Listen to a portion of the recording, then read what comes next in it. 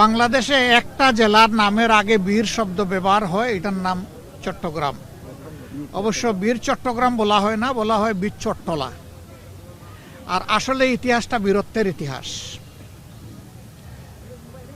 এই অঞ্চলের মজলুমদের সপক্ষে, মজলুমদেরকে কার্যত দিনের দিকে আকৃষ্ট করা এবং জুলুমের হাত থেকে রক্ষা করার জন্য আরব যারা দায়ী ছিলেন তাদের আগমন ঘটেছিল এই এলাকা দিয়ে। এই জন্য চট্টগ্রামকে আরেকটা উপাধিতে ভূষিত করা হয়, বলা হয় এটা ইসলামাবাদ, ইসলামের আগন পথ বা ইসলামের গেটওয়ে বাংলাদেশের জন্য। তো আলহামদুলিল্লাহ সেই ঐতিহ্যের ধারক আপনারা। আবার মুক্তিযুদ্ধের স্বাধীনতার ঘোষণাটাও হয়েছে এই জায়গা থেকেই, এবং এখানেই লড়াই, প্রথমে কনভেনশনাল লড়াই শুরু হয়েছিল।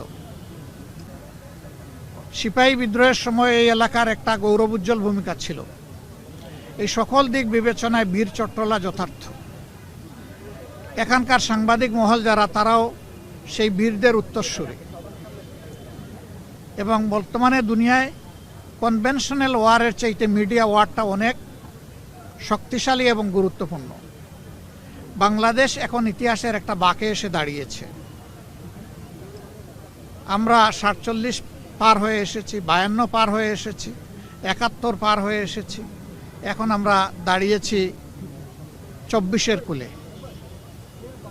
বারবার এই জাতির সামনে সুযোগ এসেছে, কিন্তু সুযোগের উত্তম ব্যবহার যাদের করার কথা ছিল, তারা সেই ব্যবহার না করে অপব্যবহার করেছেন।